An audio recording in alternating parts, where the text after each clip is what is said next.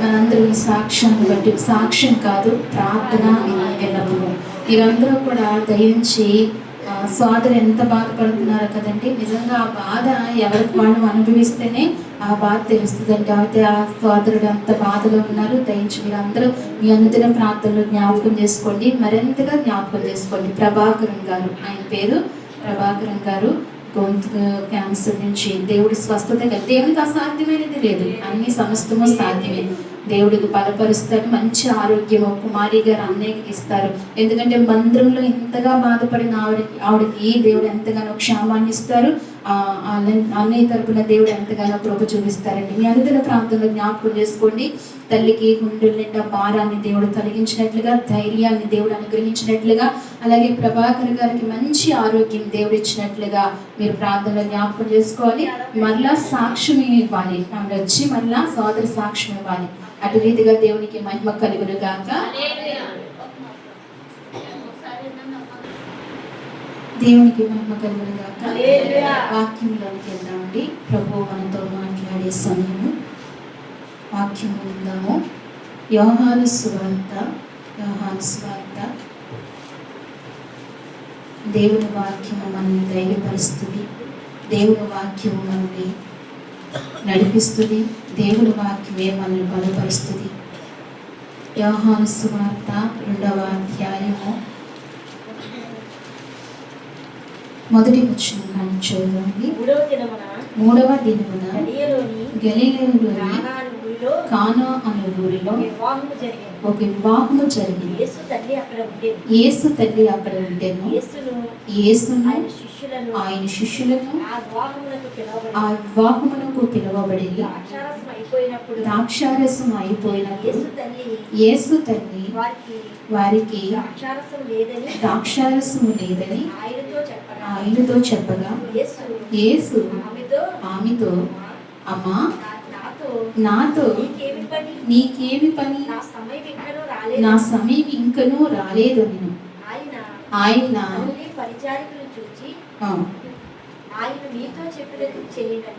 మీతో చెప్పినది చేయడని ఆచార ప్రకారము 2-3 తూముల పట్టు 6 రాతి బాణలు అక్కడ ఉంచబడి ఉండేవి. యేసు ఆ బాణలు నీళ్లతో నింపుడని వారితో చెప్పగా వారు వాటిని అంచుల మట్టుకు నింపారు. చాలు చిన్న ప్రార్థన చేసుకుందాం. మహాపరిశుద్ధమైన ప్రేమల తండ్రి, నీ ఘనమైన నామానికి వందనాలు, స్తోత్రాలు ప్రభు. జీవమైన దేవ, సృష్టికర్త, సర్వోన్నతుడ, శక్తిమంతుడా నీకు స్తోత్రాలు. బలమైన దేవానికి స్తోత్రాలు ప్రభు. నోటి మాటతో ఏదైనా చేయగలిగిన సర్వశక్తిమంతుడా నీకు స్తోత్రాలు ప్రభు. ఈ మధ్యాహ్న కాల సమయంలో ఈ సన్నిధిలో ప్రభు నీ పాదాల చెంతకు వచ్చిన మమ్మల్ని మీరు జ్ఞాపకం చేసుకోండి. ఇంతవరకు పాటల ద్వారా నాయన, స్తుతి ఆరాధన ద్వారా అయ్యా, ఇదిగో మరి నాయన ప్రార్థన అవసరత ద్వారా నువ్వు స్తుతింపబడినందుకు నీకు స్తోత్రాలు చెల్లిస్తున్నాను ప్రభా. చదవబడిన లేఖన భాగాన్ని విరిచి మాట్లాడించండి. మీరు నాతోనూ మాతోనూ మాట్లాడండి స్వామి. అయ్యా, ఇదిగో మరి కృంగిన వేళలో నీ మాట చాలా అవసరము మాకు ప్రభా. నీ మాట మాకు దయచేయండి. నువ్వు మాట్లాడే దేవుడు స్వామి, నువ్వు మాట్లాడండి స్వామి. ఈ సమయంలో తండ్రి మా మధ్యను మీరు ఉన్నందుకు నీకు వందనాలు ప్రభా. అలాగే తండ్రి, నేను బలహీనురాల్ని, జ్ఞానహీనురాల్ని ప్రభా. నీ జ్ఞానంతో నన్ను నింపండి, నీ సిలువు చాటు నన్ను మరుగుపరచుకోండి స్వామి. అయ్యా, కావలసిన ఆత్మతో మీరు నన్ను నింపండి స్వామి. నాయన, నీ బిడ్డలైన వారితోనూ నాతో కూడా మీరు స్పష్టంగా మాట్లాడి నీ కృప దయచేయమని, చదవబడి నీ వాక్యాన్ని ఆశీర్వదించమని, ఈ ప్రాంతాన్నంతటినీ నీ స్వాధీనంలోనికి వచ్చిన మమ్మల్ని అందరినీ నీ స్వాధీనంలోనికి తీసుకుని నడిపించమని స్తుతించి ప్రార్థించి యేసు నామములో అడిగి వేడుకుంటున్నాము తండ్రి. ఇక్కడ చదవబడిన వాక్యం మనందరికీ తెలుసండి. ఇక్కడ ఒక ఊరుంది, కానా అనే ఊరుంది. అక్కడ వివాహము జరుగుతుంది. యేసుక్రీస్తు ప్రభు వారు శరీరముగా ఉన్నప్పుడు, ఆయన ఈ భూమి మీద సంచరిస్తున్నప్పుడు, ఈ భూమి మీద ఆయన జీవిస్తున్నప్పుడు, ఆయన సంచరించిన దినాలలో ఆయన ఒక వివాహానికి పిలువబడ్డారు. ఈ విషయం అందరికీ తెలుసు కదా. ఈ కానా అనే వివాహం విషయంలో ప్రతి వివాహంలో కూడా ఏం చేస్తారండి, జ్ఞాపకం చేసుకుంటారు. ఈ వాక్యాన్ని చదివిస్తారు. క్రైస్తవ ప్రతి వివాహంలో ఈ వాక్యాన్ని ఏం చేస్తారండి? ప్రతి వివాహంలోనే చదివిస్తారు. అయితే మనం తరచుగా కూడా వాక్యంలోనూ వింటూ ఉంటాము, వివాహ మెసేజ్లో కూడా వాక్యంలో కూడా వింటూ ఉంటాం. అయితే ఇలాగనే మన వివాహాలు అయినట్లుగా ఊళ్ళో ఒక ఇద్దరు వ్యక్తులకు వివాహం అవుతుండగా యేసుక్రీస్తు ప్రభు వారి కుటుంబం కూడా ఏమైందండి? పిలువబడ్డారు. వివాహానికి పిలవకుండా ఎవరైనా వెళ్తారా? ఎవరు వెళ్ళరు కదా, మనమే వెళ్తాము. యేసయ్య ఎలా వెళ్తారు కదండి. ఒకసారి చూడండి, మనం ఎప్పుడైనా ఎక్కడికైనా వెళ్తుంటే ఏం జరుగుతుంటాయి? పెళ్ళిళ్ళు జరుగుతుంటాయి, ఫంక్షన్ జరుగుతుంటాయి. అది భోజనం టైం అనుకోండి, సరదాగా ఏమనుకుంటాం మనం?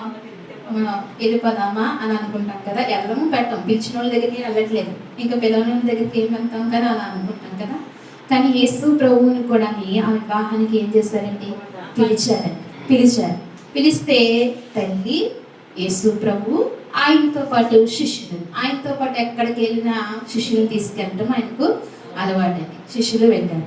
అయితే ఈ రీతిగా ఆ వివాహానికి వెళ్ళినప్పుడు యేసు తల్లి అక్కడ ఉండేది. ఎవరంటే ఆమె? మరియం కదా.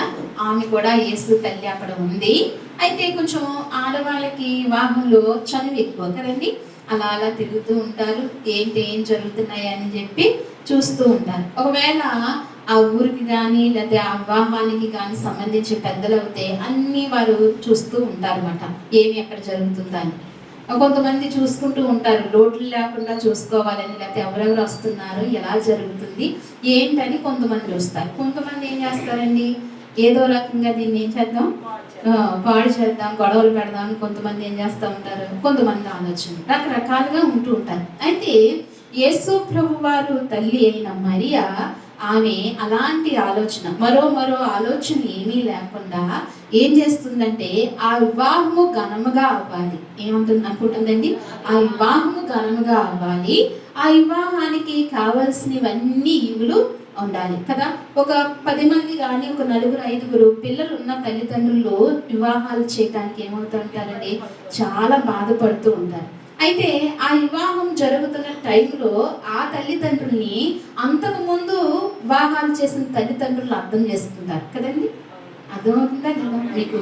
అంతకుముందు చేసిన తల్లిదండ్రులు వారు, నా బిడ్డలు 10 మంది బిడ్డలకి నేను ఇంత కష్టపడి వివాహం చేశాను, ఇప్పుడు ఈ రోజు ఈ సోదరుడు ఎలా చేస్తున్నారో, ఈ సోదరు ఎలా చేస్తున్నారని వారు ఆలోచన చేస్తారు, అర్థం చేసుకుంటారు. వారికి ఉన్నది ఇవ్వాలని అనుకుంటారు, లేదంటే కొంచెం మనసులో బాధపడుతూ ఉంటారు. క్షేమంగా వివాహాలన్నీ జరిగించేస్తే వాళ్ళ భుజం మీద ఉన్న భారం అంతా తీరుతుంది అని చెప్పి చాలా మంది అలా మంచిగా ఆలోచిస్తారు. ఇంకొంతమంది వారి మీద కానీ కక్ష కానీ కోపం కానీ లేకపోతే ఏదైనా అసూయ కానీ ఉంటే ఎలా చేస్తాడో చూస్తాను. వాడు బతుకు పెట్టుకుని ఒక పిల్లకు కూడా చేయలేడు. ఇలా మాటలు రావండి. సమాజంలో రకరకాల ఆలోచన, రకరకాల మాటలు వస్తూ ఉంటాయి. అయితే ఈ పిలువబడిన వివాహంలోని మరియమ్మ అయితే గనక ఆవిడ ఏమి అనుకోకుండా, ఏ ఆలోచనలు పెట్టుకోకుండా చాలా పొందుగ్గా, జాగ్రత్తగా, అందుకే యేసు ప్రభు వారు ఏం చేశారండి? ఆమెను తండ్రి అయిన దేవుడు ఏం చేశారంటే ఆమెను ఇష్టపడ్డారు కదా. యేసు ప్రభు వారిని ఆమె గర్భంలో ఇవ్వటానికి ఇష్టపడ్డారు. అంటే మరియ మనసు ఎంత మంచి మనసు చూడండి. మరియ మనసు ఎంత మంచి మనసు. వివాహ విషయంలో కూడా మనం అందుకే గమ్ముని మన మనసు ఎలా ఉండాలంటే చాలా మంచిగా ఉండాలి. ఎలా ఉండాలండి? చాలా మంచిగా ఉండాలి. త్వరగా మెత్తగా అయ్యేటట్టుగా ఉండాలి మన మనసు. అప్పుడు ప్రభు కోరుకుంటాడు. ఎవరు కోరుకుంటాడు? ప్రభు కోరుకుంటాడు. మన మనసు చాలా సున్నితంగా ఉండాలి. ఒకవేళ నష్టం జరుగుతున్నా లేదా ఒకవేళ ఎవరైనా మనల్ని నిందిస్తున్నా కొంచెం ఓర్చుకొని వారి పట్ల క్షేమం కోరుకునే మనసు మనకు రావాలి. ఆ స్థాయి ఎదగాలంటే ఏ మానవుడికి కష్టమే. కానీ కొంతమంది మరింతగా దారుణంగా ఉంటూ ఉంటారు. వారు ఏమనకపోయినా వాళ్ళు ఏం చేస్తుంటారు? ఏదో ఒకటి అంటూనే ఉంటారు. అది మనకు క్షేమము కాదనే దేవుని వాక్యం సెలవిస్తుంది. అయితే ఈ మరియా ఎలా ఉందంటే చాలా మంచి మనస్సు కలిగిన ఆవిడ ఇంటిలో వివాహము కాదు, అయితే వేరే చోటకు ఆవిడ పిలువబడింది అని లేఖనం సెలవిస్తుందండి. ఏం పడింది? పిలువబడిందండి. అది పిలువబడి ఆవిడ గెస్ట్గా పిలువబడింది. అయితే అక్కడ ఆమె భోంచేసి వెళ్ళిపోవచ్చు, ఆమెకు సంబంధం లేదు. అయితే ఇక్కడ అంటుంది యేసు తల్లి అక్కడ ఉండి యేసును ఆయన శిష్యులను ఆ వివాహమునకు పిలువబడి ద్రాక్షారసము అయిపోయినప్పుడు యేసు తల్లి వారికి ద్రాక్షారసము లేదని ఆయనతో చెప్పగా, ఇప్పుడు మరియమ్మ వచ్చండి యేసయ్య దగ్గరకు వచ్చి అంటుంది, నాయనా ద్రాక్షారసం అయిపోయిందయ్యా, ద్రాక్షారసం అయిపోయింది, వారికి ద్రాక్షారసం లేదు. అప్పుడు వివాహాలకి ఘనమైన విందు చేయడానికి ఘనమైనది ఏంటంటే ద్రాక్షారసం. ఘనమైనది ఏంటండి? ద్రాక్షారసం. ద్రాక్షారసము లేకపోతే కొదవగా ఉంటే ఆ వివాహము చేయగల సామర్థ్యత ఆ వ్యక్తికి లేదని అవమాన పాలవుతాడనమాట.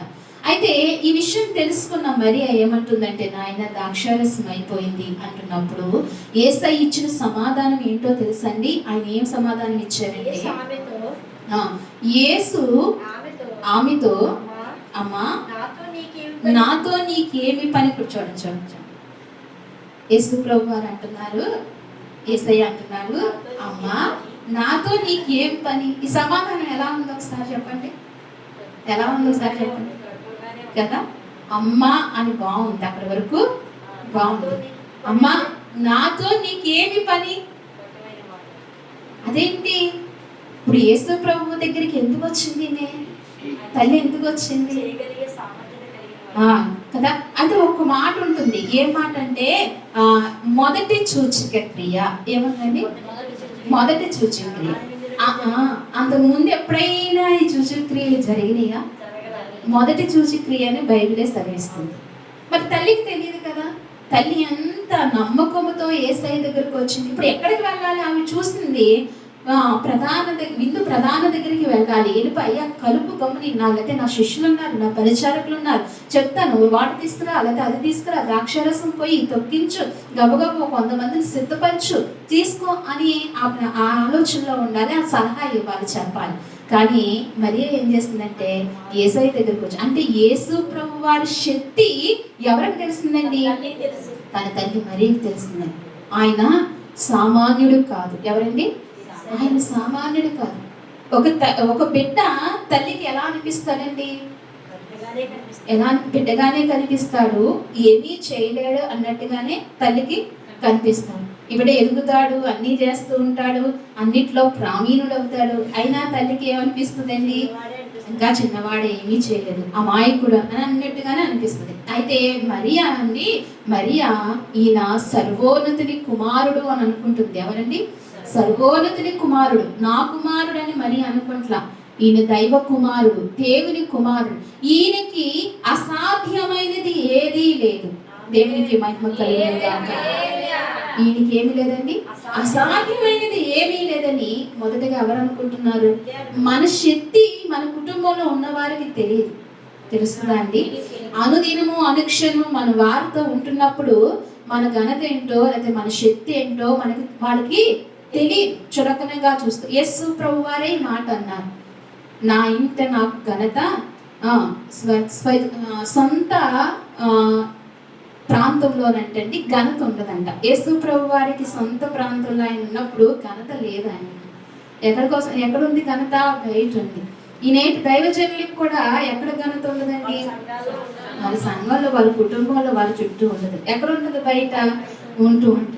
అందుకని కానీ తల్లి ఆయన ఘనతను గుర్తించింది. ఏం గుర్తించిందండి? ఆయన అంటే ఎంతగా ఆయన దైవ కుమారుడు చూడండి. అనుక్షణము అనుదినము ఆమెతో ఉండే దేవుణ్ణి, కుమారుణ్ణి ఎంతగా ఆమె గుర్తించిందో చూడండి, ఎంతగా ఆమె గుర్తెరిగి మాట్లాడుతుందో చూడండి. అందుకే యేసు ప్రభు వారి దగ్గరికి వచ్చింది. అయితే ఆయనకు అసాధ్యమైనది ఏదీ లేదని తెలుసుకుంది. వెంటనే కార్యం జరగాలంటే ఆయన తప్ప ఇంకెవరు కూడా చేయలేరు, ఇది శృతి మించిపోయింది అని ఆమెకు తెలిసింది. ద్రాక్షారసము చేయటం అనేది చాలా కష్టమైన పని ఆ దినాలలో. ఇప్పుడైతే ద్రాక్ష తీసుకువెళ్ళి మిషన్లో వేసేస్తే ఏమొచ్చేస్తుందండి? జ్యూస్ వచ్చేస్తుంది, కాపుతరాసం వచ్చేస్తుంది. అప్పట్లో అలా కాదు. ఏం చేయాలి? చాలా కష్టమైన పని, అది చాలా కొన్ని దినాలు పడుతుంది. మళ్ళీ దాన్ని కొన్ని దినాలు భూమిలో ఉంచాలంటండి. ఉంచితే అది ద్రాక్షారసంగా మారుతుందంటండి.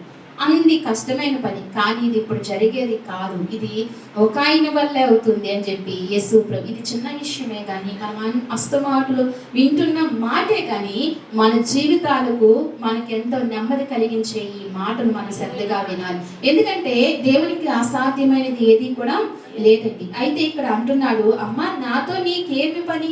మరి ఆయన ఏమనాలి? చెప్పింది ఎవరండి? తల్లి. ఆమె ఏమనాలి? అమ్మ అని అక్కడ వరకు బాగా అన్నారు. అమ్మా చేస్తానులే, మీరు వెళ్ళండి అని అనాలా లేదా? అనాలి. కానీ ఆయన ఏమంటున్నాడు?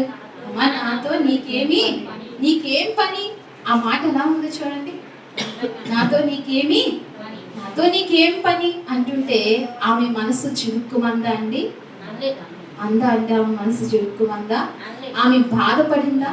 ఇదేంటి శిష్యుల దగ్గర, ఇంతమంది దగ్గర తల్లినైన నన్ను ఎందుకెంత తక్కువ చేశాడు, ఇంతకెంత తక్కువ అవమానపరిచాడని ఆమె అనుకుందా? చెప్పండి, ఆమె అనుకుందా? ఈనాడు దేవుని వాక్యం ఏదైనా మనం గుచ్చుకుంటే ఎంత బాధపడుతున్నాము. నన్నే అన్నారని ఎంత అలా అనుకుంటాము కదా. ఎవరన్నారని అనుకుంటాము? మనిషి అన్నారని అనుకుంటాము. కానీ ఆమె తల్లి కూడా ఆమె ఏమి అవ్వలేదు, బాధపడలేదు. ఆమె ఒకటే అంటుంది. తర్వాత ఆమె బాధపడి వెళ్ళిపోలేదు, కానీ ఆమె ఇంకొక మాట చెప్తుంది. ఏమని అంటే, ఆయన తల్లి పరిచారికులు చూసి దేవుని నామానికి ఏం చెప్తుందండి ఆమె? ఆయన మీతో చెప్పింది చేయండి. పరిచారికులను పిలిచి ఏమంటుందండి? ఆయన మీతో చెప్పింది చేయండి. ఇప్పుడు ఈమెకి ఏం రావాలి ఆ మాటకు? నాతో నీకేం పని అన్నప్పుడు ఏం రావాలి? గమనిప్పుడు పాతిపాకు లేచి ఏదో చెప్తుంది నాకు, అక్క నాతో నీకు పని ఏంటి అని అంటే ఎంత వస్తుంది కదా? కోపం వస్తుందా రాదా?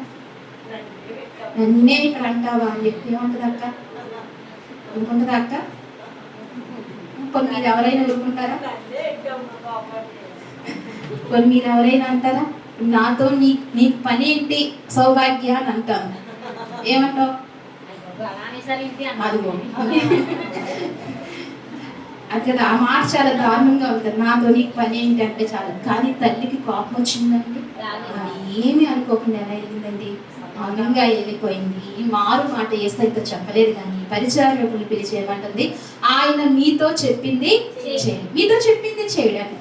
అప్పుడు యేసు ప్రభువారు అక్కడ అంటున్నాడు, అమ్మ యూదుల శుద్ధీకరణ ఆచార ప్రకారము 2-3 తులముల పట్టు 6 రాతి బాణలు అక్కడ ఉంచబడి ఉండెను. యేసు ఆ బాణల్లో నీళ్ళతో నింపుడని వారితో చెప్పి, ఆ పరిచారకులు దేశం ఏమంటున్నాడు అంటే నీళ్ళతో నింపండి. ఇదేంటి? ద్రాక్షారసపు బాణల్లో నీళ్ళతో నింపడం ఏంటి? నేను ఇక్కడ తీసుకున్న అంశం ఏంటంటే, ఆయన సమీపముగా ఉండగానే వేడుకునని. ఏంటండి? ఆయన సమీపముగా ఉండగానే వేడుకునని. సమీపంగా అంటే ఆయన దగ్గరగా ఉండగానే మనం ఏం చేయాలి? వేడుకోవాలి. నీ పరిస్థితి ఏదైనా, నీ స్థితి ఏదైనా, నువ్వు ఎలాంటి సమస్య అయినా, ఎలాంటి స్థితిలో నువ్వు ఉన్నా సరే, ఆయన సమీపముగా ఉండగానే మనం ఏం చేయాలంట?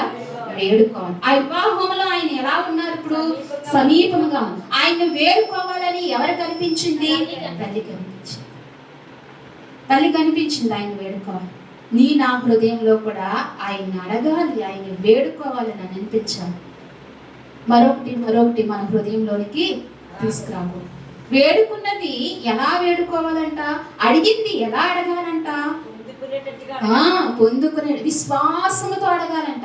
ఇంకా పొందేసుకున్నాం మనం అని విశ్వాసంతో అడగాలంట. అబ్రహాము అలాగే అడిగాడు, అందుకే పొందుకోగలిగాడు. ఎంతో మంది అలాగే అడగగలి. హిజ్కియా మరణకరమైన రోగంతో బాధపడుతుంటే తను పొందుకున్నాను, దేవుడు మరలా తిరిగి నాకు ఆయుష్ ఇస్తాడని విశ్వాసంతో గోడ తట్టు తిరిగి దేవుని వైపు చూస్తే అడిగాడండి. ఏం పొందుకున్నాడండి? 15 సంవత్సరాల ఆయుష్ను పొందుకున్నాడు. మనం అడిగితే సరిపోదు సుమా. ఎలా అడగాలి? పొందుకున్నామని అడగాలి. ఎలా అడగాలండి? విశ్వాసంతో అడగాలి.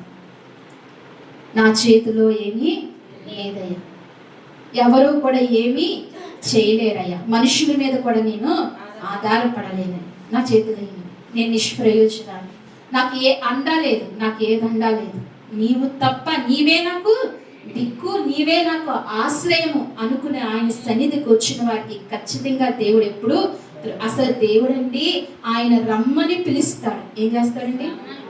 రమ్మని పిలుస్తున్నాడు ఆయన. అలాంటిది ఆయన దగ్గరకు వచ్చినప్పుడు ఆయన ఎప్పుడైనా త్రోసివేస్తాడా? ఎప్పుడు త్రోసివేడు. ఏ విషయంలో ఆయన త్రోసివేడు. నువ్వు ఎలాంటిదైనా ఆయన పాదాల దగ్గర ఏం చేయాలండి? విశ్వాసంతో ఆయనకు మొరపెట్టాలి, విశ్వాసంతో ఆయన అడగాలి. ఆయన ఎప్పుడు త్రోసివేసే దేవుడు కాదు. అసలే ప్రాణము పెట్టాడు, నీ నా కొరకు. ఏం పెట్టాడండి? ప్రాణం పెట్టాడు. చిన్న చిన్నవి తీర్చడండి, చిన్న చిన్నవి తీర్చడానికి ఏదైనా చిన్నదే. ఈ భూమి మీద ఏదైనా ఆయనకు చిన్నదేనట్టండి, ఏదైనా చిన్నదే. ఇప్పుడు యుద్ధాలు జరుగుతున్నాయి, అది కూడా ఆ దేశానికి చాలా, అయితే మన దేశానికి చాలా పెద్ద విషయం, కానీ ఆయనకు చాలా చిన్న విషయం, చిన్న విషయం, చాలా చిన్న విషయం ఆయనకి. ఏదైనా ఇంత ప్రపంచంలో పెద్ద పెద్ద విషయాలే ఆయనకు చిన్న విషయం అయితే, అందులో ఉన్న నీ విషయం ఆయనకి ఇంకెంత చిన్న విషయం అండి, ఇంకెంత చిన్న విషయం.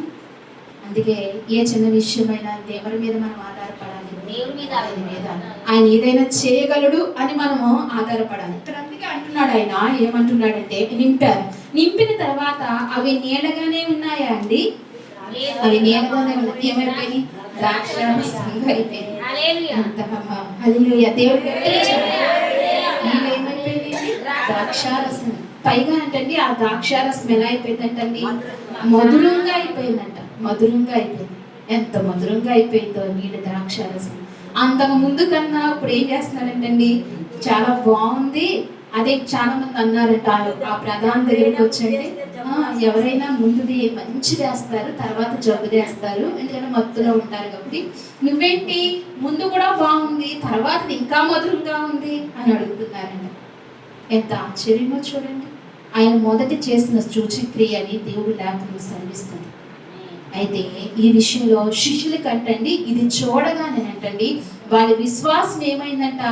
బలపడింది. మన విశ్వాసాన్ని బలపడటానికి కొన్ని సమస్యలు దేవుడు మనకు ఇస్తూ ఉంటాడు, కొన్ని కష్టాలు మనకు ఇస్తూ ఉంటాడు. ఆ కష్టాలతో పాటు నువ్వు జీవిస్తూ ఉండకూడదు. ఏం చేయాలి? విశ్వాసం కలిగి నువ్వు దాన్ని జయించుకుని దేవునికి సాక్షార్థంగా మనం ఏం చేయాలండి? జీవించేవారుగా ఉండాలి, జీవించేవారు. ఆయన మహిమ, నీ ద్వారా ఆయన మహిమ తెచ్చుకోవాలనుకుంటున్నాడు, నీ ద్వారా ఆయన ఘనత తెచ్చుకోవాలనుకుంటున్నాడు. ఆయన ఏం చేయాలి? ఇప్పుడు మనం విశ్వాసంతో ఆయన మీద ఏం చేయాలండి? ఆధారపడుతూ రావాలి. ఆయన సమీపముగా ఉండగానే ఏం చేయాలండి? మనము వేడుకోవాలి. మరి ఏం చేస్తుంది? ఆయన సమీపముగా ఉండగా ఏం చేస్తుందండి? వేడుకుంది. అలాగనే ఇంకొక మాట కూడా మనం చూద్దామండి. లూకా రాసిన సువార్త, లూకా రాసిన సువార్త 17వ అధ్యాయము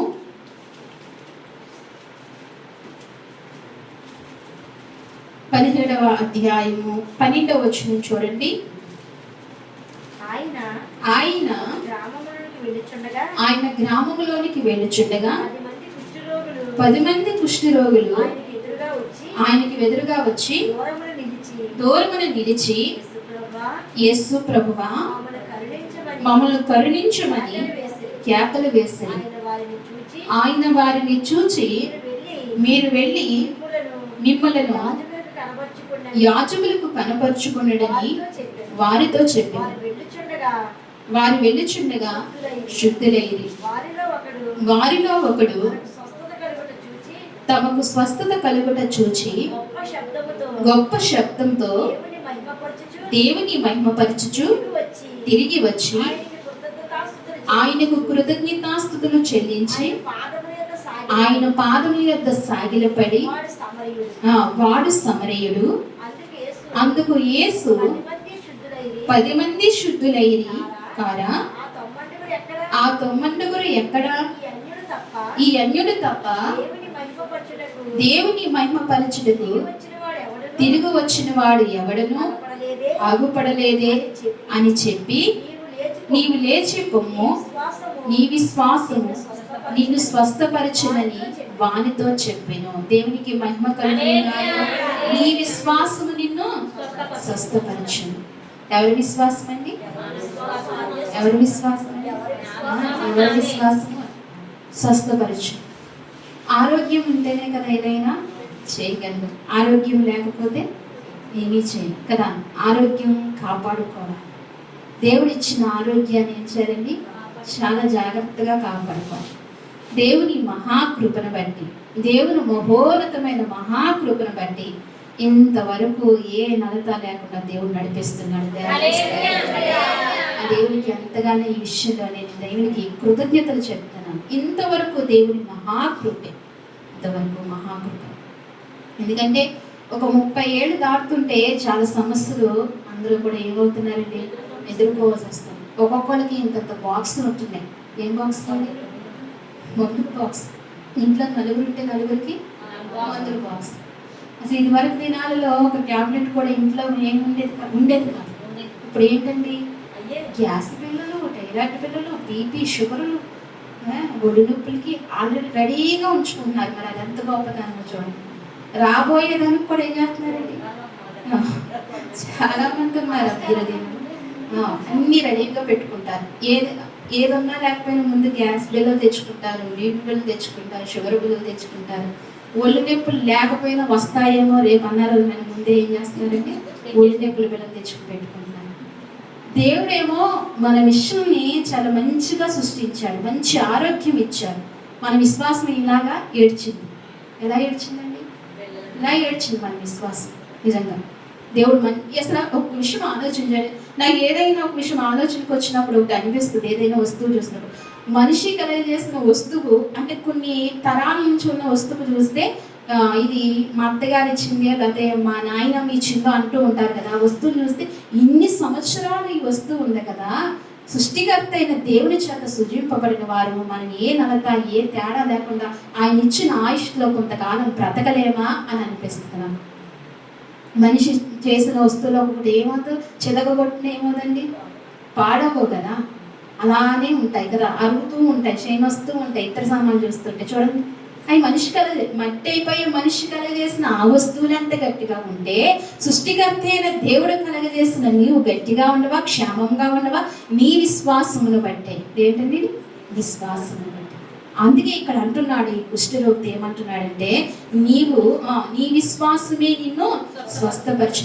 ఇక్కడ అంటున్నాడండి, ఆయన దగ్గరికి ఎవరు వచ్చారంటే 10 మంది కుష్ఠరోగులు వచ్చారు. ఆయన దగ్గరికి ఎవరు వచ్చారండి? 10 మంది కుష్ఠరోగులు కలిసి వచ్చారు. కుష్ఠరోగులు అందరూ ఒక చోట ఉంటారు కదా. నేటికి ఇప్పుడు ఎక్కడ ఉంటారండి? ఒక చోట ఉంటారు. దూరంగా వాళ్ళని పెడుతూ ఉంటారు, దూరంగా ఉంటారు. అని ఒకసారి శ్రీపాలయ్య గారు వాళ్ళ పాప పుట్టినరోజు పంచడానికి తీసుకెళ్ళినప్పుడు అక్కడికి వెళ్ళినప్పుడు అక్కడ అందరూ వాళ్ళే ఉన్నారు. వాళ్ళకి ఒక్కొక్క గది, ఒక్కొక్కరికి ఒక్కొక్క గది, అందరూ అక్కడ వాళ్ళే ఉన్నారు. అయితే వాళ్ళందరూ కలిసి ఉంటారు. అలాగే యేసు ప్రభు వారి దినాలలో కూడా కుష్ఠరోగులు అందరూ కలిపి ఒక చోట ఉండేవారు. అయితే ఇక్కడ నజరేయుడైన యేసుక్రీస్తు ప్రభు అటు వెళ్తున్నారని చెప్పి 10 మంది ఏం చేశారంటే ఆ గ్రామంలోనికి వెళ్ళుచుండగా 10 మంది కుష్ఠరోగులు ఆయన ఎదురుగా వచ్చి దూరముగా నిలిచి, చూసారా, వారికి భయం. ఎవరికండి? అంటుకోరు, వారికి భయం, మనుషులు తాకరు. ఎందుకంటే అది అంటు వ్యాధి. ఏంటంటే అది అంటు వ్యాధి, ముట్టుకుంటే వస్తుందని అంటు వ్యాధి. కానీ మదర్ తెరిసాకి ఎంత మంచి మనసులో చూడండి, ఆమె ఎంత సేవ చేస్తుందో కదండి. ఆమె వాళ్ళని హత్తుకుందంటండి, ఆమె వాళ్ళ పుళ్ళు కడిగిందంటండి చేతులతో, వాళ్ళని బాగు చేసిందంట, మందులు ఇచ్చిందంట. మంచి సమాజమైన సేవ, మంచి క్రీస్తు ప్రేమను వాళ్ళకి చూపించిందండి ఆ తల్లి. దేవుడి ప్రేమని అలా ఒక్కొక్కరిని దేవుడు ఎన్నుకుంటాడు అంతే. అందుకని వీళ్ళు ఏం చేస్తున్నారంటే యేసు ప్రభుకి ఎదురుగా వచ్చి ఏమంటున్నారంటే దూరముగా నిలిచి అంటున్నారు. ఇక్కడ ఎంత వినయంతో మాట్లాడుతున్నారు. ఏదైనా బాధ ఉందనుకోండి, మనకి ఏదైనా సమస్య ఉందనుకోండి, మన హృదయం ఏమైపోతుంది? ఆటోమేటిక్గా మెత్తబడిపోతుంది. అప్పుడు మెత్తబడిపోయి అంటే ఏమవుతాం? కరుగ్గా ఉన్న వాళ్ళు ఎలా ఉంటారు? మెత్తనైపోతారు. ఎందుకంటే దేన్ని బట్టి? బాధను బట్టి, పరిస్థితులను బట్టి, సమస్యలు బట్టి. ఈ కుష్ఠరోగులు యేసయ్యని ఏమని పిలుస్తున్నారంటే యేసు ప్రభువా అని పిలుస్తున్నారు. నోరారా పిలుస్తున్నారు ఆయన్ని. ఎలా పిలుస్తున్నారండి? నోరారా యేసు ప్రభు. అసలు మనం ఆరాధనకు వచ్చినప్పుడు మనం నోరే ఇప్పము. దేవుని సన్నిధికి ఎందుకు వస్తున్నామో మనకు అర్థం కాదు. ఇంత అమూల్యమైన దేవుని ఎదుట పెట్టుకుని ఇంత గనుడైన దేవుని ఎంతగా స్తుతించాలి, ఎంతగా ఆరాధించాలి. వాక్యము చదువుతున్నప్పుడు మరి చదువు రాని వాడు చక్కగా ఆయన బట్టి వాక్యం చదవాలి కదా గట్టిగా. ఇంటికాడ ఎలాగైనా బైబిల్ తీసి వాక్యం చదువు. అసలు ఆ వాక్యము మన నోట్ ఉంటే ఎంత క్షేమమో తెలుసండి. ఒకరిద్దరు చదువుతారు వాక్యం చదువుతుంటే. కొన్ని గొంతుకులు ఏమైనా చిన్నవా అంటే ఇంటికెళ్ళి చూస్తే ఎంతంత గొంతుకులు ఉంటాయి. మౌతులు అక్కర్లేదు, అంత పెద్ద పెద్ద గొంతుకులు ఉంటాయి. అరుస్తారు, మీ భర్తల మీద మీ పిల్లల మీద అరుస్తారు, అంత పెద్ద గొంతుకులు. మరి దేవుని సన్నిధిలో గొంతుకు ఎప్పుడే బాధ కలుగుతుంది, కలిగినా పర్వాలేదు. మనకు క్షేమాభివృద్ధి కొరకే దేవుడు మనతో మాట్లాడతాడు. దేవునికి మహిమ కలుగుతుంది. ఇంకెప్పుడు నేర్చుకుంటాం మనం, ఇంకెప్పుడు నేర్చుకుంటాం. వాక్యం చదువుతున్నప్పుడు ఏం చేయాలండి? ఆ పిల్లల గొంతులు ఎంతగా వినబడాలి. అసలు ఈ గదిలో ఉంటారా ఎవరి గొంతుకు వినపడదు. ఆ గదిలో ఉన్న వాళ్ళు అసలు గొంతుకే వినపడదు. దేవుని కొరకు ఏం చేయాలి మనం? దేవుని కొరకు ఏమీ చేయలేము. కనీసం ఇక్కడికి వచ్చి ఏం చేయాలండి? ఆరాధించాలి కదా. మౌనంగా ఉండమన్నప్పుడు ఏం చేయాలి? మౌనంగా ఉండాలి. చాలా మౌనంగా ఉండాలి. అప్పుడే మౌనంగా ఉండమన్నప్పుడు, ఇలా దేవుడి వాక్యం మాట్లాడుతున్నప్పుడు ఎవరైనా పిన్నీసేస్తే ఆ సౌండ్ కూడా ఏమవకూడదంట, అంత సైలెంట్గా ఉండాలంట. దేవుడు సంచరిస్తున్న ప్రాంతంలో అంత క్రమముగా ఉండాలి, అంత సైలెంట్గా ఉండాలి. నేర్చుకోవాలి మనం ప్రతిదీ. దేవుడు ప్రతిదీ మనకు నేర్పిస్తూ ఉంటాడు. అయితే ఆయన్ని స్తుతించమన్నప్పుడు మన స్వరం ఎత్తి ఆయన స్తుతించాలి కదా, ఆయన్ని గణపరచాలి కదా, చదవాలి కదా. ఎలా ఉండమన్నాడండి దేవుని సన్నిధిలో? చురుకుగా ఉండమన్నాడు. ఎలా ఉండమన్నాడు? చురుకుగా ఉండమన్నాడు. మనమేంటో ఇంటి దగ్గర ఎంత చురుకో, ఇక్కడికి వచ్చేటికి ఆ చురుకు అంత ఏమవుతుంది? అయిపోతుంది. మరి ఎవరిని బట్టి నీరసం అవుతుంది, నన్ను బట్టి అవుతుందో ఏంటో నాకే అర్థం కాదు. ఒకసారి ఏం చేయాలండి? మనం చురుకుగా ఉండాలి దేవుని సన్నిధిలో. ఎలా ఉండాలి? కొంతమంది పాపం వస్తారు, ప్రయాసతో వస్తారు, కునుపాట్ల మీద కునుపాట్లు. దేని మీద పాపం మళ్ళీ ఇంటికాడ పాపం రెస్ట్ లేదు. దేవుడు ఆశీర్వదిస్తానమ్మా, మెలకుగా ఉండు, నేను నీతో మాట్లాడతాను, మెలకుగా ఉండాలి. తట్టినా సరే మనం ఏమవట్లేదు, శక్తిని తెచ్చుకోలేకపోతున్నాం. దేవుని ఆత్మను మన మీదకి తెచ్చుకోలేకపోతున్నాం. ఇంకొంతమంది కళ్ళు పెద్ద చేసుకుని చూస్తారు, మనసు ఎక్కడ ఉంటుందండి? ఇటు వెళ్ళిపోతుంది. ఇంకొంతమంది పాడేవలే, చేసేవలే, చెప్పేవాళ్ళు అని మనసు, రకరకాల మనసు. అందుకే దేవుడి కార్యాలు మనం ఏం చేయలేకపోతున్నాం? సరి చూడలేకపోతున్నాం. దేవుడి కార్యాలు మనం చూడాలంటే మనం ఎలా ఉండాలంటే దేవుని సన్నిధిలో చురుకుగా ఉండాలి, అదే టైంలో మౌనంగా ఉండాలి, అదే టైంలో క్రమంగా ఉండాలి. ప్రతిదీ మనం దైవ సన్నిధిలో నేర్చుకుని మాదిరికరంగా ఉండాలి. అయితే ఈ కుష్టి రోగులు యేసు ప్రభు వారి దగ్గరకు వచ్చి, ఇక్కడ యేసు ప్రభువా మమ్మల్ని కరుణించమని కేకలు వేసిరి. ఆయన వారిని చూచి, మీరు వెళ్ళి మిమ్మల్ని యాజకులకి కనపరుచుకోండి వారితో చెప్పి. యేసయ్య ఏమన్నాడు? స్వస్థపరచానులే, వెళ్ళండి అని అనలా. ఏమన్నాడు ఆయన? వెళ్ళి ఏం చెప్పన్నాడు? యాజకులకి కనపరుచుకోమన్నాడు. అంటే యాజకుల దగ్గరికి వెళ్ళమన్నాడు, అంటే మందిరములోనికి వెళ్ళమన్నాడు ఆయన. ఎక్కడికి వెళ్ళమన్నాడు? మందిరంలోనికి వచ్చిన వారికి ఎంత క్షేమం ఉంటుందంటే, మందిరంలోనికి వచ్చిన వారికి ఆరోగ్యం ఉంటుంది, మందిరంలోనికి వచ్చిన వారికి నెమ్మది ఉంటుంది, మందిరంలోనికి వచ్చిన వారికి కృపాక్షేమములు వారి వెంట వెళతాయి. అంటే దావీదండి దేవుని మందిరాన్ని విడిచిపెట్టుకోలేదు. ఎట్టి పరిస్థితుల్లో మనం ఏం చేయకూడదు? చిన్న చిన్న కారణాల చేత, చిన్న చిన్న సమస్యల చేత, చిన్న చిన్న బలహీనతల చేత మనం ఏం చేస్తూ ఉంటామండి? మందిరాలు ఎదుర్కొంటూ ఉంటాం. మనములు వచ్చారనో ఏం చేస్తాము? ఆత్మహత్యలా తీసుకురావాలి. ఏం చేయాలి? పెళ్ళి వచ్చిందనో ఏం చేయకూడదు? పిల్లను కూడా ఏం చేయాలి? మనతో పాటు పిల్ల కూడా ఏమవ్వాలి? దీవించబడాలి, రక్షింపబడాలి. క్షేమ ఒక్క దినము గడుపుటంటే మరి 1000 దినాలు గడుపుతున్నట్టు. మనం ఒక దినం గడుపుతున్నామా? 11ంటికి ప్రారంభం అంటే మన ఇంటికి వస్తామండి.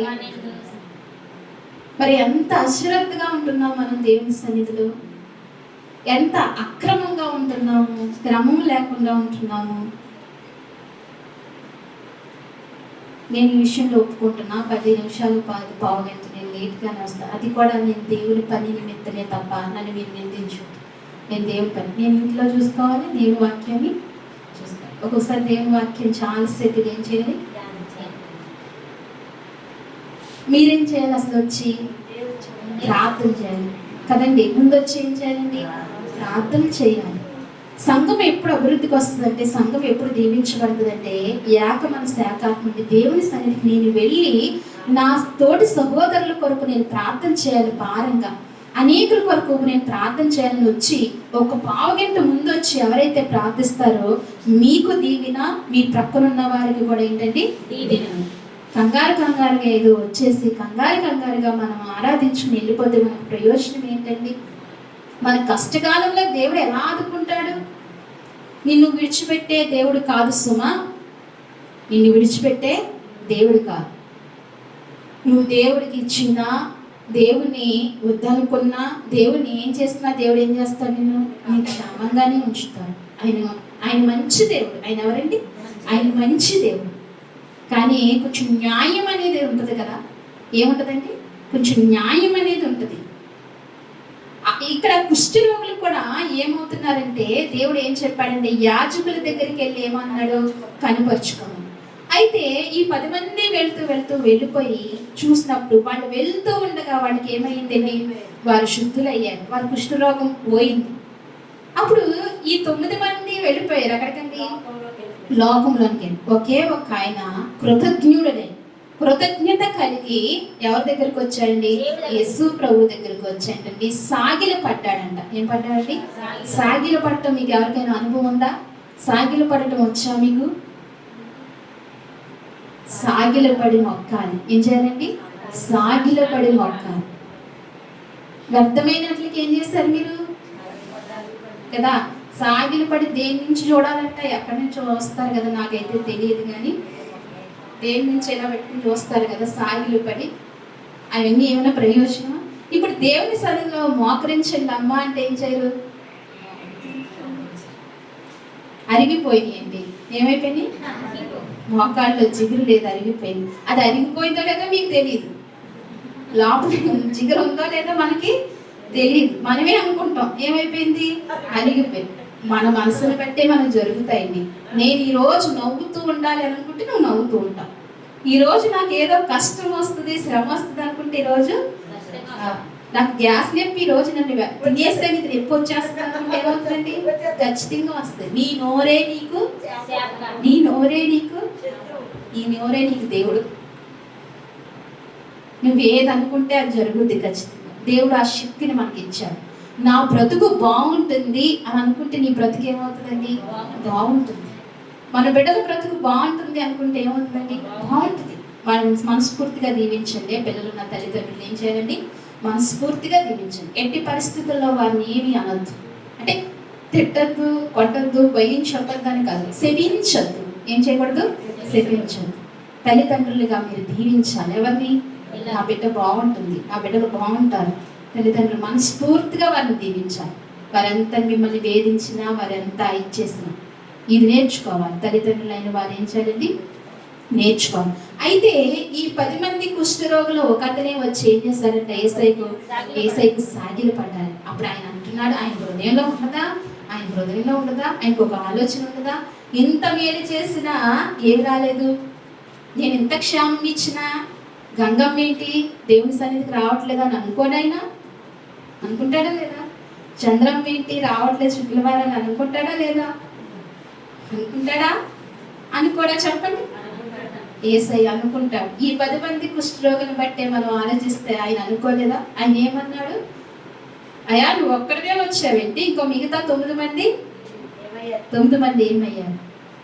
9 మంది ఎక్కడికి వెళ్ళారు అని ఆయన అడిగాడు. ఇప్పుడు ఈయన వచ్చి ఏం చేశారు, సాగిలు పడ్డాడు. ఏమని చేశారండి, సాగిలు. ఒకవేళ నా జీవితంలో ప్రభు చేసినా చేయకపోయినా ఏం చేయాలండి, అది ఎంత గొప్ప మనసు అండి. ప్రభు చేసేక కృతజ్ఞత కలిగి ఉండటం కన్నా ప్రభు చేసినా చేయకపోయినా నేను ఆయన సాగిలు పడతాను అన్న విషయం ఎంత గొప్పదండి. అసలు ఇంకా ఆయన సింహాసనమే దిగిపోతాడు. ఎవరి గురించి? నీ గురించి, నా గురించి. ఆ కృతజ్ఞత ఉండాలి. కానీ ఆయనకు ఒక సమయం ఉంటుంది. అందుకే మరియతో అన్నాడు, అమ్మా నాతో నీకేం పని, నా సమయం ఇంకా రాదు. నిన్ను స్వస్థపరచాలన్నా, నిన్ను అభివృద్ధి పరచాలన్నా, నీ గాయాలు కట్టాలన్నా, నిన్ను అత్యధికంగా హెచ్చించాలన్నా, నీ వివాహ విషయంలో కార్యం చేయాలన్నా, నువ్వేదైనా చేయాలన్నా ఆయనకు ఒక సమయం అనేది.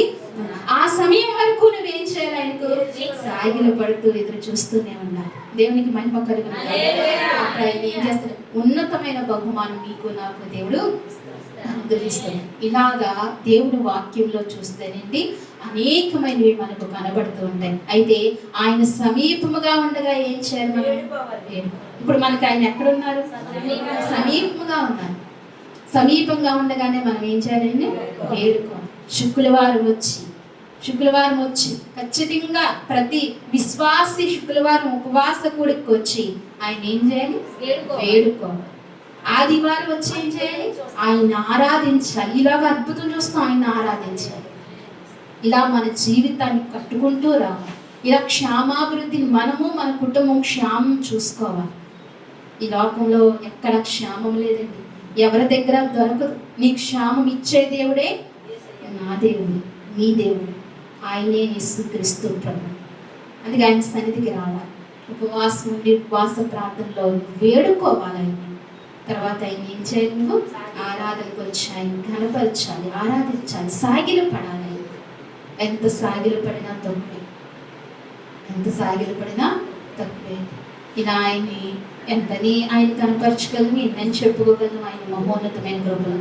అయితే ఈ వారం దేవుడు మనతో మాట్లాడి ఈ కొద్ది మాటలు మన హృదయంలో ఉంచుకొని మనం వారం అంతా బలపడాలి. ఆయన సమీపముగా ఉండగానే ఏం చేయాలండి? ఆయన వేడుకోవాలి. సమీపముగా ఉండగానే మరి ఏం చేసింది? ఆయన అడిగింది. ఆయన సమీపంగా ఉండగానే, అందుకే నీళ్ళు ఏమైపోయినాయి?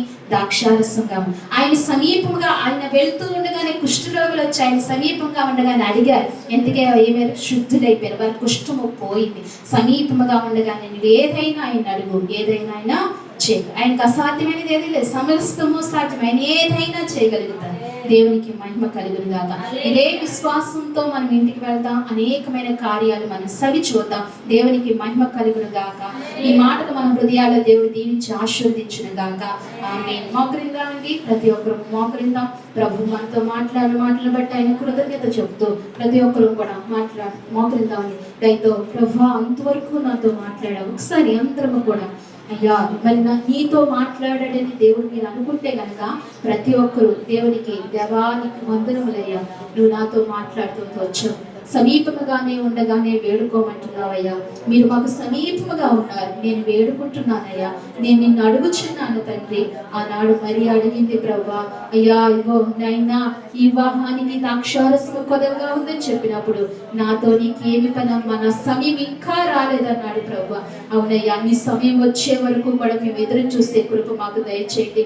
మరి ఎవరే నిన్ను వేడుకునే అనుభవం మాకు అనుగ్రహించండి స్వామి. మా జీవితంలో ఏదైనా చేయగలిగిన గొప్ప దేవుడు అయ్యా, నువ్వు శక్తివంతుడు ప్రభా. నిన్ను వేడుకునే మనసు మాలో పుట్టించండి అయ్యా. నువ్వు సమీపంగా ఉన్నావు, నిన్ను అడిగే మనసు మాకు దయచేయి ప్రభా అని ప్రతి ఒక్కరు అడుగుదాం. ఒకవేళ నువ్వు ఏ సమస్యతో ఇక్కడికి వచ్చావో, ఏ వేదనతో ఇక్కడికి వచ్చావో, ఏ కష్టములో దేవుని సన్నిధికి వచ్చావో ఒకసారి అడుగుతావా? ఆ కష్టము, ఆ పరిస్థితి, ఆ వేదన ప్రభు అయిన యేసుక్రీస్తు వారు నీ నుంచి తీసివేయాలని అనుకుంటున్నారు. ఆయన శ్రమ పడుతూ నీ శ్రమల్లో తోడుగా ఉంటున్నాడు. ఆయన కష్టపడుతూ నీ కష్టాలలో తోడుగా ఉంటున్నాడు. ఆ యేసునాథుని నువ్వు అడగడమే లేటు, నువ్వు అడగాలి. ప్రభువా నన్ను జ్ఞాపకం చేసుకోయ్యా, నా పరిస్థితి ఇదయ్యా అని అడుగు. అలాగే ఆ కుష్ఠరోగులు ఆయన సమీపముగా ఉండగానే అడిగారు, వారు శుద్ధులయ్యారు. అయితే మిగిలిన 9 మందికి కృతజ్ఞత లేని వారుగా ఉన్నారు. ఒక్కడే కృతజ్ఞత కలిగి ఉన్నాడు. అయ్యా ఆ కోవలో నన్ను ఉంచండి, ఆ ఒక్కడి కోవలో నన్ను ఉంచండి ప్రభా. నువ్వు నా విషయంలో, నా జీవితంలో చేసినా చేయకపోయినా నీకు కృతజ్ఞత కలిగి బ్రతికే మనసును నాకు ఇవ్వయ్యా. నా జీవిత కాలం అంతా నిన్ను కృతజ్ఞుడిగా నిన్ను ఆరాధించే ఆరాధన నాకు ఇవ్వయ్యా అని ప్రతి ఒక్కరూ అడుగుదాం. భారంతో మన మధ్య తల్లి ప్రార్థన చేస్తారు, ఏకీవిద్దాం. బుధవారం మీటింగ్స్ జరుగుతున్నాయి కదా, ఈ వారం ఎవరు పెట్టుకుంటారు?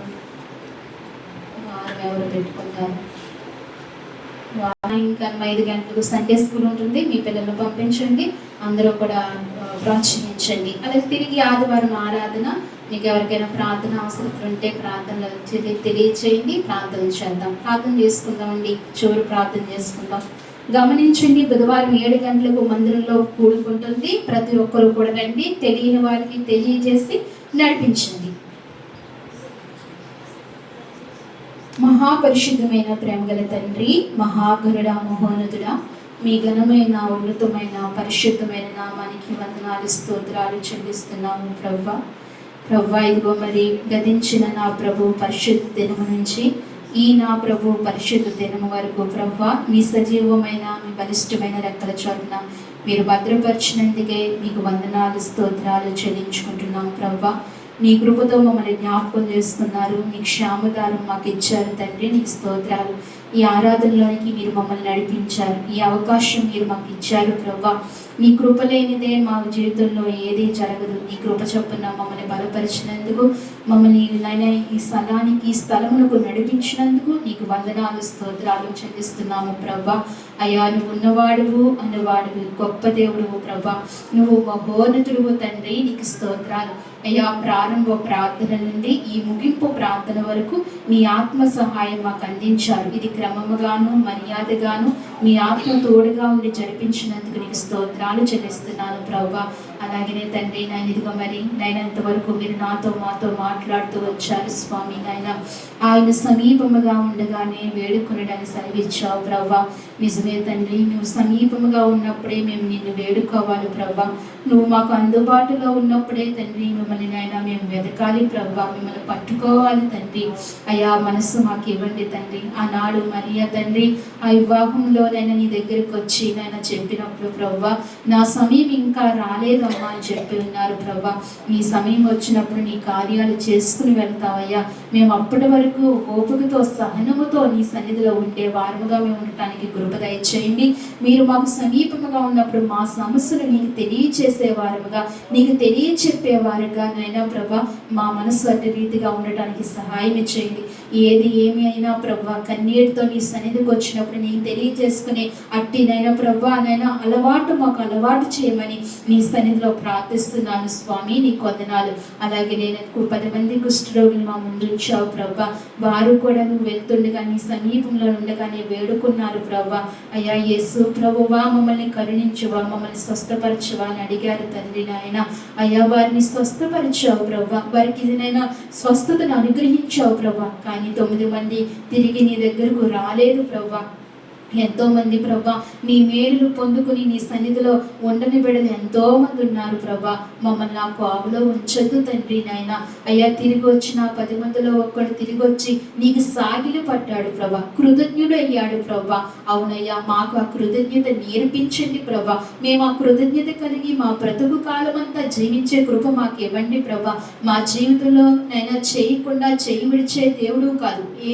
ఆ సమయం వచ్చినప్పుడు ఖచ్చితంగా చేస్తావయ్యా. మేము ఎదురు చూసేవారుగా ఉండి నీ కృతజ్ఞులమై అయ్యా మేము జీవిత కాలం అంతా నిన్ను ఆరాధించే బిడ్డలంగా మమ్మల్ని చేయమని మీ సన్నిధిలో ప్రార్థిస్తున్నాను ప్రభా. విన్న వాక్యాన్ని బట్టి నీకు స్తోత్రాలు, మాతో మీరు మాట్లాడిన మాటలు బట్టి నీకు స్తోత్రాలు. మమ్మల్ని బలపరిచి ఇంకా ధైర్యపరిచి విశ్వాసం వృద్ధి చేయండి ప్రభా. మమ్మల్ని దీవించండి, ఈ మాటల ద్వారా మమ్మల్ని దీవించండి, అనేక విషయాలను మేలు చేయమని నీ సన్నిధిలో ప్రార్థిస్తున్నాను అయ్యా.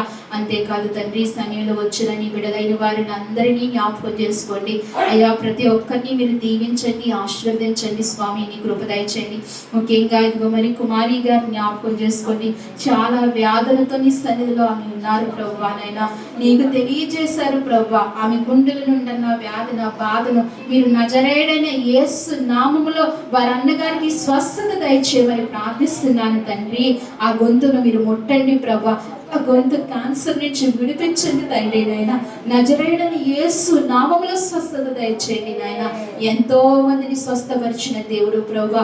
అయ్యా, ఈ క్షణంలో మేము అడుగుచున్నాం ప్రభా, ఆ బిడ్డని కుమారుని స్వస్థపరచు. ఆ గొంతుకుతోని నిన్ను స్తుతించే కుమారుడుగా మీరు చేయండి ప్రభా. అయ్యా, కుమారి గారి వెళ్ళి నాయన నిన్ను పరిచయం చేసి ప్రభా నిన్ను స్తుతించే బిడ్డగా చేయటానికి కృప దయచేయండి ప్రభా.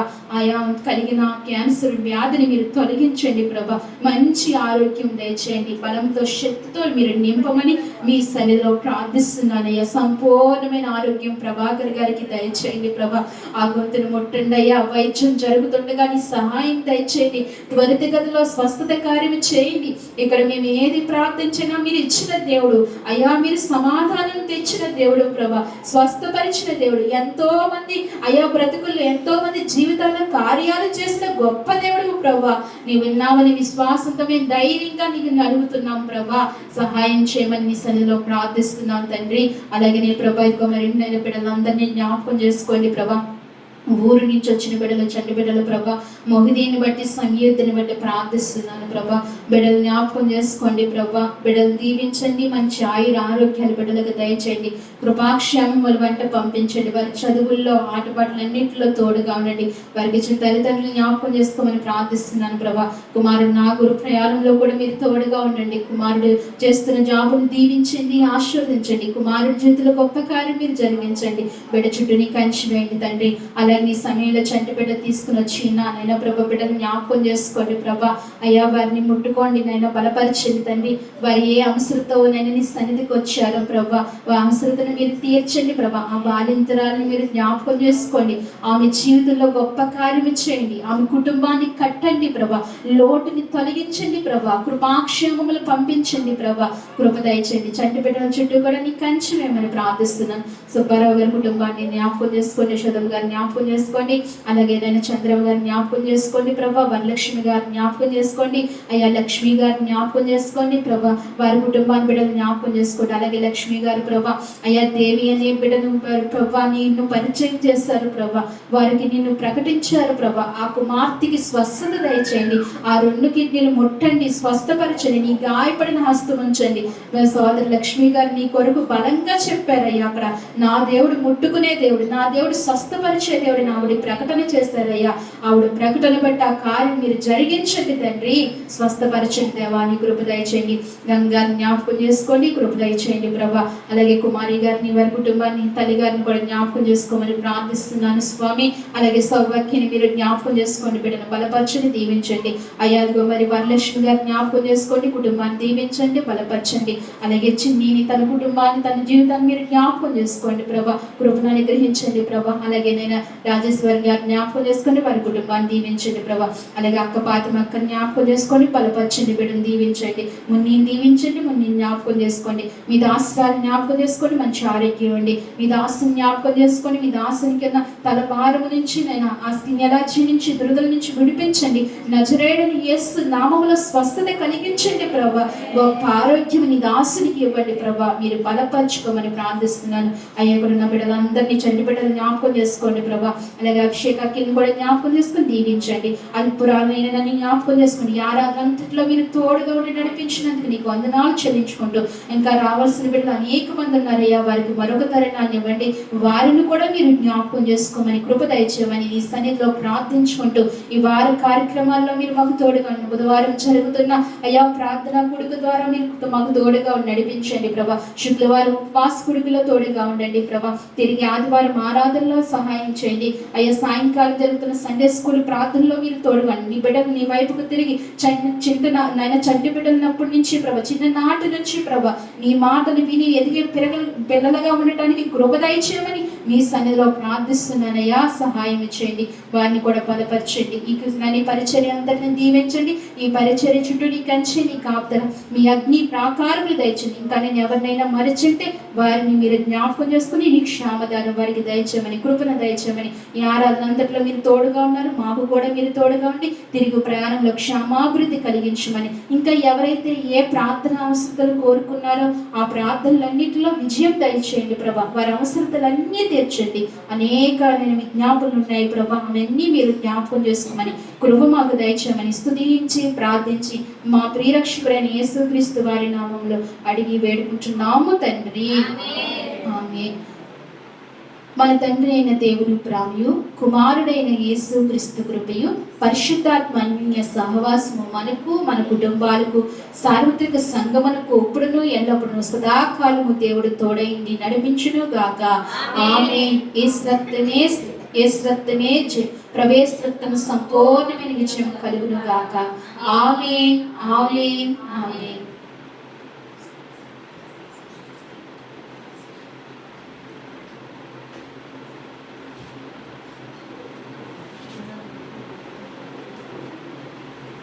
అందరికీ వందనాలమ్మా. అందరికీ వందనాలు. మీ అందరినీ దేవుడు దీవించును గాక. ఆమేన్.